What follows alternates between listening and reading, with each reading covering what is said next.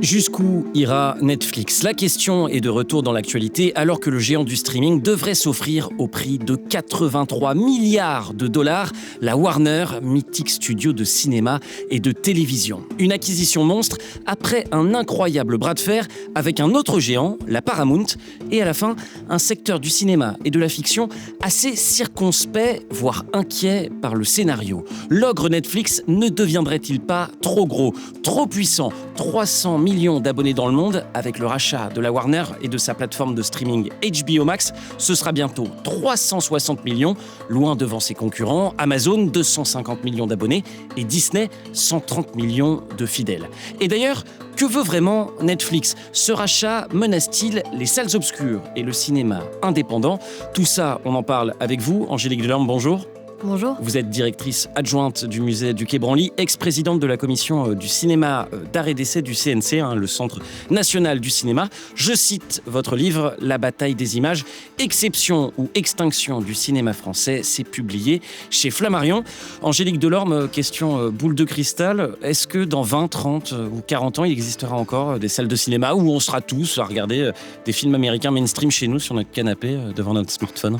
À titre personnel, j'espère qu'il y aura encore de nombreuses salles de cinéma. Je pense que les deux scénarios s'offrent à nous. On va développer tout ça avec vous dans quelques instants, mais d'abord on commence comme chaque semaine par un récit en archive et puis on se retrouve juste après.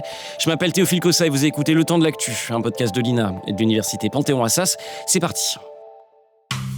Qu'est-ce que c'est que ce problème ? Il y a un sujet un petit peu complexe pour le débattre en 2 minutes. Enfin, pardon, on n'est pas à l'université. Enfin, je veux dire, excusez-moi. Et le monsieur, qu'est-ce qu'il en pense ? Yes needs a no to win. Then the no. Réfléchissez bien. Et surtout, faites réfléchir autour de vous. Et j'attendais, je ne vous le cache pas, ce moment avec un peu d'impatience. Le temps de l'actu. C'était il y a un peu plus de 10 ans. Septembre 2014, le géant du streaming arrivait sur les écrans des Français. Netflix, plus de 50 millions d'utilisateurs, abonnés pour regarder des milliers de films et de séries, disponibles 24 heures sur 24 en illimité. Le site de vidéo à la demande débarque en France. Quel est le principe ? Pour utiliser Netflix, il faut un ordinateur, une connexion Internet. Là, je m'inscris sur le site, je m'abonne et j'ai accès instantanément à un catalogue de films, de documentaires et de séries télévisées. Pour un forfait mensuel de 7,99 €. Mais l'offre est loin d'être exhaustive. Cet après-midi, nous n'avons trouvé ni La Grande Vadrouille, ni E.T., ni Titanic. Une belle trajectoire pour cette entreprise californienne lancée en 1997, dont le business était à l'origine la location et la vente de DVD par correspondance. Pourtant, vous l'entendez, au début, tout le monde n'y voit pas encore une révolution. Le catalogue est mince, il y a très peu de productions originales, pas de quoi inquiéter le patron de Canal+ de l'époque, Rodolphe Belmer. On ne peut pas comparer Netflix et Canal. Il y a une chose qui est importante dans l'audiovisuel, c'est la capacité de produire des programmes d'exception. C'est ça le sujet. L'appétit des téléspectateurs pour ce genre de programme ne fait que croître. Les gens veulent des grands matchs de foot, les gens veulent des grands films de cinéma, les gens veulent des grandes séries. Et il est probable qu'il y aura des offres low cost qui vont se diffuser, comme Netflix, avec des programmes de rediffusion. Mais sur la télé du salon, je pense que les gens voudront tout le temps des programmes événementiels pour les emmener loin, répondre à leurs besoins culturels et les faire s'évader. Netflix, pas un concurrent sérieux face aux chaînes historiques ? Ouais, attention, d'autant qu'à l'époque, et ça fait polémique, Netflix ne paye pas d'impôts en France. Et le géant ne respecte pas non plus les règles de l'exception culturelle française qui impose aux chaînes de participer au financement du cinéma français. Et ça inquiète les professionnels du secteur, comme le réalisateur Frédéric Socher. Si on fait sauter les barrières et que, par exemple, à travers Netflix ou d'autres opérateurs, il y a bientôt la possibilité de diffuser des films en France sans participer au financement des films français, évidemment, ça pose un problème sur le modèle économique français. Face à ces préoccupations et aux accusations de concurrence déloyale, réponse de la ministre de la Culture de l'époque, Fleur Pellerin, toujours en septembre 2014. Ce qui me préoccupe aujourd'hui, c'est de voir si les acteurs classiques ou les acteurs français, en tout cas, sont à même de répondre en termes d'offres à l'arrivée de Netflix. Et je crois que dans les prochains jours, dans les prochaines semaines, il y aura un certain nombre d'annonces qui montreront bien que finalement, cette arrivée de l'acteur américain, de la part des diffuseurs français, va stimuler aussi la capacité d'innovation des autres acteurs. Et donc, j'appelle de mes vœux, évidemment, une réaction, mais commerciale ou de marketing ou d'innovation des autres acteurs. Et c'est vrai, réaction, il va y avoir de la part des acteurs français du secteur avec la création, souvenez-vous, de la plateforme Salto, annoncée en juin 2018. M6, France Télévisions et TF1 s'associent pour agréger leurs programmes, les enrichir et les proposer via Internet sur tous les écrans à leurs futurs abonnés. Le but est de proposer une offre alternative à des géants comme le californien Netflix, qui avec son catalogue de 10 000 films et séries, a déjà 3,5 millions d'abonnés en France. Salto devra séduire les fidèles de la télé en direct et partir à la conquête du jeune public qui s'en détourne. Salto sera lancé en août 2019, avant d'être fermé en mars 2023. En attendant, Netflix fait son petit bonhomme de chemin. 1 an après son arrivée sur nos écrans, France Inter dressait un premier bilan en donnant d'abord la parole aux abonnés, toujours plus nombreux. Et 1 an après, qu'en pensent les utilisateurs qui ont craqué pour le service? On sait que les premiers mois, beaucoup s'étaient dit déçus par un catalogue assez pauvre. Selon le cabinet NPA, il y a du mieux. Il aurait triplé en 1 an, passant ainsi de 3 600 à 11 000 titres, ce qui n'est pas pour déplaire à Nina. Spirit, l'Aristochien, Mulan 2, l'Attrape-Parent. Voilà, Nina, 9 ans, énumère les dessins animés qu'elle a pu voir via Netflix. Ses parents, Nicolas et Manuela, se sont abonnés au service il y a presque 1 an. J'y trouve mon compte. Ça a été mis en avant pour les séries, et effectivement, c'est pour les séries. Il y a quand même pas mal de choix de films. Peut-être un peu décevant au niveau des films étrangers. On pensait effectivement qu'il y aurait plus de choix de cinéma d'auteur, de cinéma un peu indépendant, et en fait, ce sont plus des grosses productions américaines qui sont mises à l'honneur. De plus en plus de contenu, mais aussi des productions originales françaises. Première d'entre elles, la série Marseille avec Gérard Depardieu, tournée en 2015 dans la cité phocéenne. De quoi ravir justement les producteurs français, comme Caroline Bingeot, interview toujours sur France Inter, en septembre 2015. Je dirais que l'effet de Netflix est plus psychologique qu'autre chose, mais c'est très bien. Parce que tout ce qui peut aiguiser et stimuler chez les diffuseurs français la créativité, la prise de risque, l'audace, l'envie de protéger la création et de lui offrir un écosystème qui soit favorable à son épanouissement est vraiment super bon à prendre. Donc Netflix, pour les producteurs et les créateurs français, je pense que c'est vraiment un poil à gratter. Et quand il y aura Amazon, quand il y aura Google et quand il y aura Apple, ce sera un urticaire géant et ce sera absolument formidable, je crois, parce que ça va bouillonner. Et c'est vrai que le succès de Netflix en France va attirer l'appétit d'autres géants américains. Amazon, Disney, Apple, les plateformes se multiplient, les films et séries aussi, parfois même projetés dans les plus grands festivals de cinéma, comme à Cannes. Bref, une offre large, qualitative, accessible, particulièrement pendant le Covid. Tout pour séduire les jeunes et vider les salles de cinéma. Sujet de France 2 en 2022. C'est une nouvelle vague qui submerge le cinéma. Pour les jeunes, les films ne se découvrent plus sur grand écran, dans une salle obscure, mais sur les plateformes ou sur un téléphone. Amazon Prime, Netflix, c'est mieux. Pourquoi c'est mieux ? Bah déjà c'est à la maison, c'est tranquille. Je trouve que c'est plus abordable, il y a plus de films, il y en a pour tous les goûts. Mais pour les professionnels, c'est le scénario catastrophe. Cette exploitante de salle de cinéma constate une baisse de 30% de la fréquentation depuis la pandémie. Il faut qu'on se réinvente, parce que sinon nos salles de cinéma, dans 10 ans, n'existent plus. Donc il faut faire quelque chose pour que tous ces lieux de culture accueillent le cinéma, mais pourquoi pas des séries, et pourquoi pas autre chose. Et si la France impose désormais à Netflix et aux autres plateformes de financer elles aussi la création française, à hauteur de 20% de leur chiffre d'affaires en France, la méfiance vis-à-vis du géant américain et de ses concurrents perdure. Mais est-elle justifiée ? Netflix, une chance ou bien une menace pour le cinéma français ? On en parle dans le temps d'actu. Avec vous, Angélique Delorme, déjà pour commencer, une réaction peut-être au récit qu'on vient d'entendre ? Je trouve ça particulièrement drôle, la parole de l'ancien PDG de Canal+ en 2014 qui estimait que Netflix allait produire que des choses très low cost et n'allait jamais concurrencer le cinéma. Ça interroge sur la capacité de projection dans l'avenir. L'actualité, c'est bien sûr le rachat de la Warner par Netflix. L'histoire est assez dingue, on peut peut-être la raconter rapidement. Début décembre 2025, Netflix annonce vouloir racheter la Warner, un studio historique et mythique de cinéma et de télévision à Hollywood, également propriétaire de la plateforme de streaming HBO Max pour 83 milliards de dollars. Mais quelques jours plus tard, coup de théâtre, la Paramount, autre studio de cinéma mythique d'Hollywood, fait elle aussi une offre de rachat à Warner, 108 milliards de dollars. Mais Warner refuse, dit préférer l'offre de Netflix. Paramount fait alors une contre-offre de nouveau refusée par la Warner. C'était le 7 janvier dernier. Bon, alors, ce qu'il faut savoir, c'est que le PDG de Paramount, David Ellison, est un proche de Donald Trump.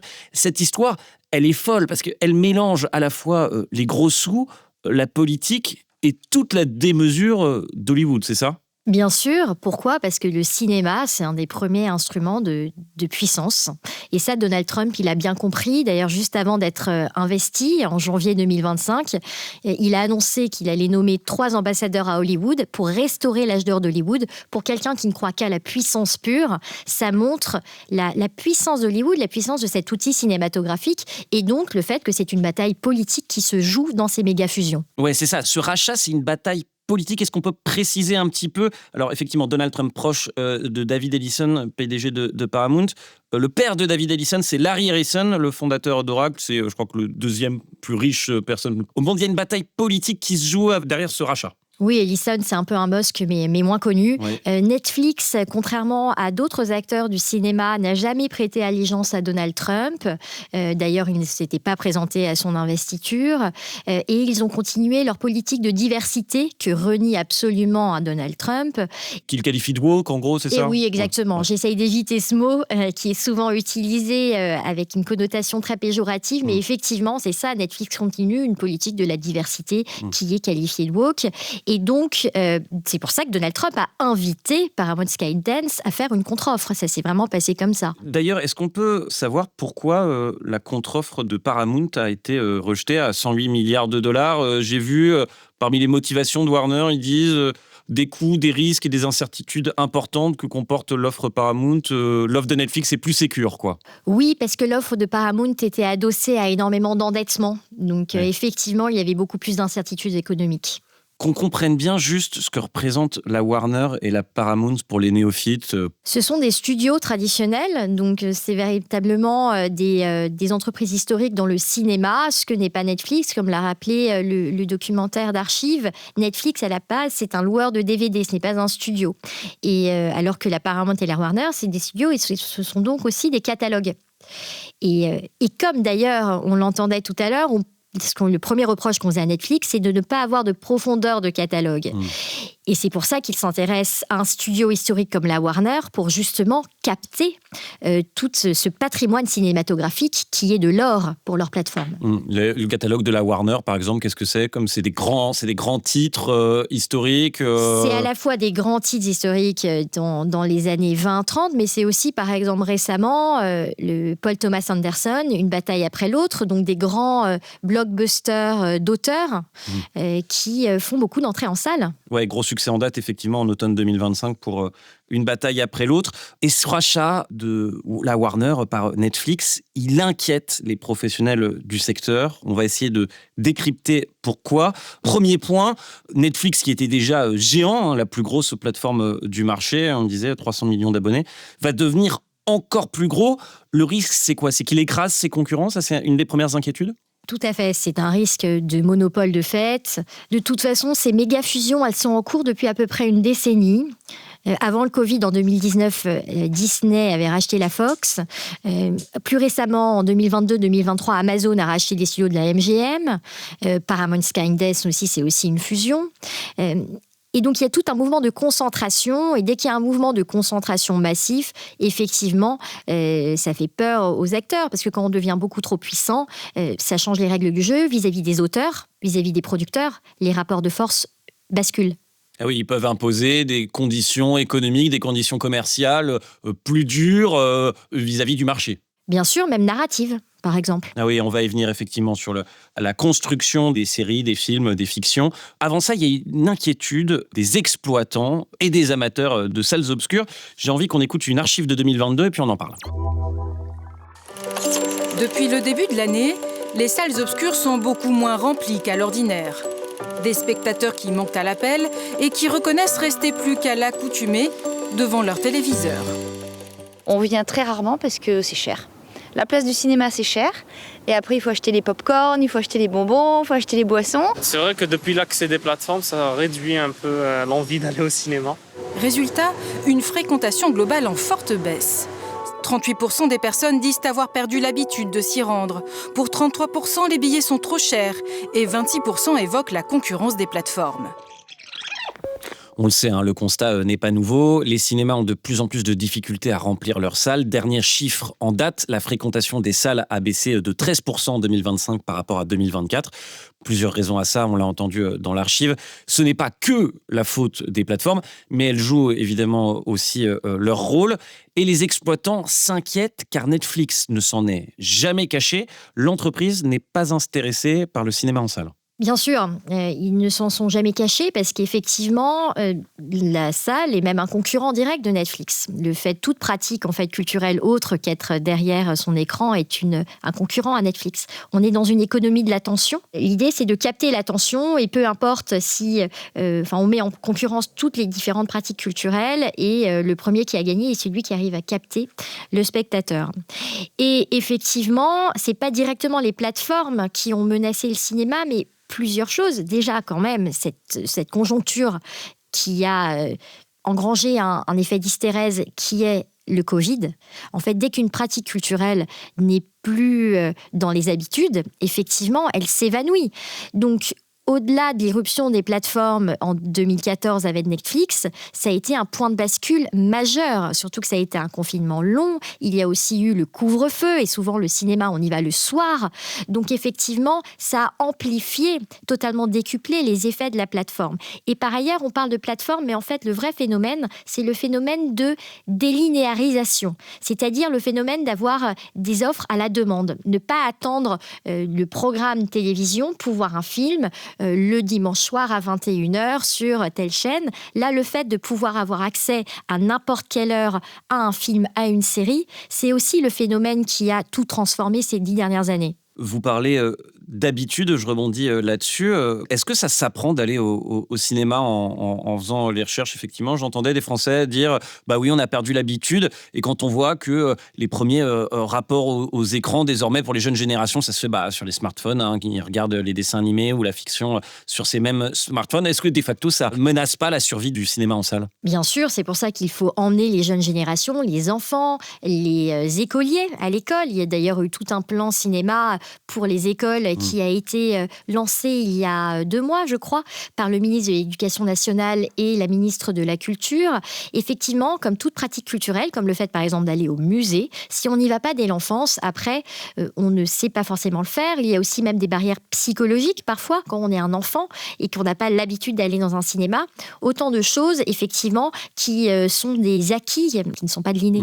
Je reviens sur le rachat de la Warner par Netflix. Est-ce que ça implique que les futurs films produits par la Warner ne sortiront plus en salle, mais directement sur la plateforme Netflix? Ça peut. Ça peut en effet, parce que vous l'avez dit, l'intérêt pour Netflix, c'est pas des entrées en salle. Eux, la grande menace, c'est le churn, c'est donc le désabonnement. Eux, ils veulent des abonnés, ils veulent l'exclusivité pour leurs abonnés. Et l'exclusivité, ça veut dire d'avoir directement sur leur plateforme le film et pas en salle. Ils font parfois des sorties techniques, par exemple, pour être qualifiés, pour être dans la course aux Oscars. Et c'est pour ça, d'ailleurs, que Netflix a aussi acheté des salles de cinéma aux États-Unis, des grands totems à New York qui sont propriétaires d'une salle, à Los Angeles. Mais c'est pour faire ces sorties très événementialisées, technique pour les Oscars. Mais sinon, on peut se dire qu'ils n'auront pas d'intérêt à sortir autant de films en salle et plutôt à les mettre directement sur leur plateforme. Et ça, comme une grande partie des entrées en salle en France sont des films américains, à peu près 40%, ça peut avoir des conséquences. S'il y a tout le catalogue de la Warner qui ne va plus en salle en France, c'est des entrées en moins pour les exploitants, c'est des recettes en moins pour le cinéma français. Ouais, quelles conséquences ça peut avoir? Ça peut avoir des conséquences, je crois, sur la création cinématographique française? Oui, parce que la création cinématographique française, donc, elle est bâtie sur un système de financement qui est centré sur la salle, qui est centré sur cette taxe aux entrées, ce qu'on appelle la TSA, qui est une taxe affectée directement au Centre national du cinéma pour financer la création. C'est un système ultra vertueux quand les paramètres sont au vert. Là, si moins de films américains blockbusters sortent en salle, effectivement, ça veut dire moins de TSA et donc moins d'argent récolté pour ensuite alimenter le circuit de la création française. Face à ça, est-ce que c'est pas au cinéma français, pardonnez-moi de l'expression, de se prendre en main pour proposer des choses différentes, soit du grand cinéma, soit des films innovants qu'on ne voit pas sur les plateformes. 2025 a été plutôt une mauvaise année pour ça, mais si on regarde par exemple l'année d'avant, 2024, on voit qu'on en est capable. 2 énormes succès, Le Comte de Monte Cristo avec Pierre Ninet et un petit truc en plus d'Artus. Je cite l'ancien président de l'association des cinémas d'art et d'essai, François Aimé, qui écrivait dans Le Monde en octobre dernier: face aux plateformes du streaming qui proposent une avalanche de titres, le cinéma doit avoir un petit truc en plus, clin d'œil. Beaucoup de films valent le détour, mais peu valent le déplacement. Un déplacement, je le rappelle, à 13 voire 15 € la place. Vous avez raison de citer ces 2 exemples et cette année 2024, parce qu'elle est emblématique. Elle est emblématique de 2 grosses locomotives du cinéma français, de manière historique, c'est-à-dire d'une part le cinéma à grand spectacle, qui repose aussi sur tout notre patrimoine littéraire, historique, donc c'est le cas du Comte de Monte Cristo, et de cette valeur patrimoniale d'Alexandre Dumas, ce qu'a très bien compris Pathé, justement en misant en fait sur cette signature très française. Ce sont des totems que le monde nous envie. Un peu nos blockbusters français. Et par ailleurs, un petit truc en plus, c'est aussi une tradition française, le cinéma populaire, la comédie populaire, la grande comédie populaire. Et il n'est pas anodin que c'est été les 2 grosses locomotives qui ont tracté les entrées en 2024. Et je pense effectivement que pour cela, le cinéma français a énormément d'atouts. C'est pour ça que, de manière proportionnelle, le poids du cinéma français dans le monde est bien plus grand que le poids de la France, qu'il soit politique, économique. Donc, on est très bon. On a une production que le monde nous envie. Donc, bien sûr, il faut continuer à produire de beaux films, il faut continuer à produire des films d'auteurs avec une véritable radicalité artistique. C'est aussi la signature française. Je pense à des succès en salle comme Sirat, par exemple, qui vont à fond dans la radicalité artistique, comme Emilia Pérez aussi, qui était un succès assez récent. Des films qui non seulement font des entrées nationales, mais aussi internationales, et qui nous mènent dans la course aux Oscars, qui sont primés à Cannes. Et ça aussi, c'est du prestige. Et là aussi, on tient véritablement la corde. Et donc, je pense qu'on peut toujours porter haut le drapeau du cinéma français en continuant cette création qui est d'une pluralité assez inouïe. Autre grand reproche que l'on fait beaucoup à Netflix, celui d'uniformiser les contenus, de standardiser les récits. Écoutez cette dernière archive, analyse du journaliste Boris Mananti en 2022, et puis on en parle. On assiste en tout cas à un changement de paradigme important. Bientôt, ce sera aux Américains de raconter l'imaginaire français. Lors de la création de la télé publique, il y avait cette idée de créer du lien social en partageant un imaginaire commun. Bon, c'est vrai que c'était une chimère, mais avec les plateformes, est-ce qu'on ne risque pas de voir les productions françaises devenir lisses, de les voir tomber dans la carte postale comme avec Emily in Paris ?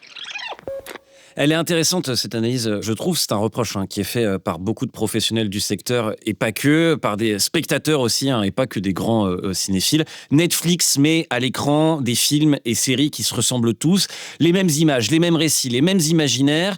Et d'ailleurs, on fait ce reproche aussi aux autres plateformes américaines. Ça, c'est une autre grande menace pour la création, et notamment la création française, qu'elle s'uniformise en se calquant sur le modèle américain. En tout cas, c'est une réalité, un véritable formatage des productions. Cela dit, Hollywood a toujours aussi imposé certains formats. Driver les codes, c'est un peu, oui, c'est absolument. Un anglicisme, mais oui, c'est ça. Ouais. Vous résumez exactement la chose. Donc, effectivement, c'est pas quelque chose de nouveau.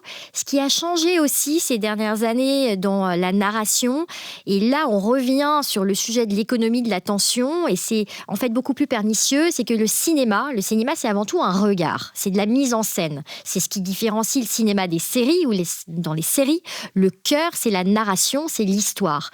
Or, dans les films Netflix, maintenant, il y a des véritables injonctions qui sont: on n'a pas des scènes où il ne faut pas de description, une espèce d'autodescription de la scène. C'est-à-dire que Netflix comprend que parfois, les personnes qui regardent des films ou des séries sur leur écran et sur leur plateforme sont en train de faire autre chose. Ils sont en train de faire du repassage, ils sont en train de scroller. Et en fait, ils imposent aux auteurs, à chaque fois, de décrire les scènes, d'avoir un personnage qui, par exemple, plutôt que couper simplement des carottes dans sa cuisine, va décrire, va dire « je suis en train de couper des carottes ». On est vraiment dans cet appauvrissement, en fait, narratif, pour s'adapter en fait à l'usage. Donc ça, je trouve que c'est quelque chose qui est vraiment dramatique pour le cinéma, parce que le cinéma, avant tout, c'est un regard, et parfois un regard qui se passe de propos. Alors j'entends toutes les inquiétudes du secteur, et en même temps, est-ce qu'il ne faut pas avouer que Netflix injecte énormément d'argent dans la création et la production aux États-Unis, en France et ailleurs. Il n'y a jamais eu autant de contenu en production dans le monde. Est-ce que c'est pas au contraire une chance pour toute l'industrie ? On entendait d'ailleurs dans le récit documentaire une productrice se réjouir justement de l'arrivée de Netflix en 2015 et de la production de contenu et de séries françaises comme, alors en l'occurrence c'était Marseille, mais il y en a eu plein d'autres depuis. Vous avez raison, la réalité est beaucoup plus complexe et il y a des opportunités avec l'arrivée d'acteurs comme Netflix. Déjà, effectivement, financièrement, Netflix a pu permettre à certains grands réalisateurs, donc là je parle aux États-Unis, mais de produire des films qu'ils n'auraient sinon jamais pu produire. Je pense à The Irishman de Martin Scorsese, mais aussi au Frankenstein de Guillermo del Toro. Donc en fait, ils arrivent aussi à faire des productions qui sinon n'auraient jamais vu le jour parce qu'ils ont cette manne du fait qu'ils sont un géant de la tech et que les studios traditionnels ne peuvent pas investir dans des films. Donc ça, c'est une première chose. Ensuite, effectivement, grâce aussi aux obligations que l'Europe a imposées aux plateformes, ils investissent maintenant dans la création française. Donc depuis le début des années 2020, il y a tout un pourcentage du chiffre d'affaires de Netflix en France. 20%, c'est ça ? Et 20%, oui. Alors la totalité n'est pas que pour le cinéma, ça va aussi dans l'audiovisuel, mais 20% qui sert à alimenter, à financer la création. Ce qui paraît beaucoup, d'ailleurs, je ne sais pas, d'un regard extérieur, je ne me rends pas bien compte. Alors, au final, ça peut paraître beaucoup, mais deux choses. Déjà, si on compare quand même aux valeurs absolues, par exemple, d'un acteur comme Canal+, qui est le premier financeur du cinéma français, c'est pas grand-chose. Vers le cinéma, Canal+, traditionnellement, a toujours injecté plus de 200 millions par an, donc il a un peu revu à la baisse ces dernières années ses obligations. Mais donc on était autour de un peu plus de 200 millions d'euros. Là, on pense que Netflix finance à peu près à hauteur de 50 millions d'euros le cinéma français. Ah oui, c'est pas les mêmes ordres de grandeur. Et par ailleurs, on a cru à un raz-de-marée de production grâce à la contribution à la création de ces plateformes. Mais comme les productions Netflix coûtent beaucoup plus cher la minute, en fait, ça fait pas tant de nouvelles productions que cela. Et je crois que l'année dernière, ça a été aux alentours de 25-30 films français produits par Netflix, à cause donc de cette cherté du coût de production à la minute. Je pose la question parce qu'il y a 70-75 ans, on s'est beaucoup inquiété de l'arrivée de la télévision. Certains prédisaient la mort du cinéma. On connaît la suite de l'histoire. Le cinéma n'est pas mort. Est-ce qu'on ne fait pas le même procès expéditif à Netflix que celui qu'on a fait à la télé dans les années 50 ? C'est vrai qu'en fait, à plusieurs reprises, depuis les 130 ans de l'histoire du cinéma, on a annoncé sa mort. D'ailleurs, même les frères Lumière annonçaient sa mort dès sa création. L'irruption du parlant aussi a fait croire à la mort du cinéma. L'irruption, effectivement, de la télé, de la VHS. Tout cela ont été un peu des petits tremblements de terre vécus dans le cinéma. Après, aujourd'hui, on vit quelque chose qui est beaucoup plus multifactoriel parce qu'au-delà d'une irruption technologique, donc des plateformes et de facteurs de cette délinéarisation, il y a aussi une modification profonde des usages, un changement assez profond de notre relation au temps. C'est vrai qu'on est une société qui accélère. Se poser derrière un film pendant 2h30, 3 heures, est-ce que les nouvelles générations en sont toujours capables ? je l'espère, mais c'est des questions aussi même cognitives qui se posent. Donc, on peut quand même véritablement avoir des inquiétudes. Après, moi, je pense que le cinéma a une longue vie devant lui, mais le risque, ce n'est pas une mort, au final, c'est une disparition progressive. Et c'est là où il faut être vigilant et ne pas balayer d'un revers de main les évolutions actuelles et voir qu'il y a des transformations profondes qu'il faut absolument intégrer, comprendre les opportunités, le fait qu'aujourd'hui, en fait, on est dans un schéma totalement mondialisé. Donc, ces plateformes permettent aussi une audience décuplée pour des productions françaises, mais aussi de ramener toujours le cinéma à la centralité de la salle. Et je pense que ça, c'est une ligne rouge à ne jamais abandonner.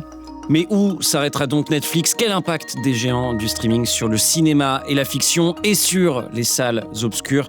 On a les cartes en main pour y voir plus clair grâce à vous, Angélique Delorme, directrice adjointe du musée du Quai Branly, ex-présidente de la commission du cinéma d'art et d'essai du CNC. Je rappelle votre livre « La bataille des images, exception ou extinction du cinéma français », c'est publié chez Flammarion.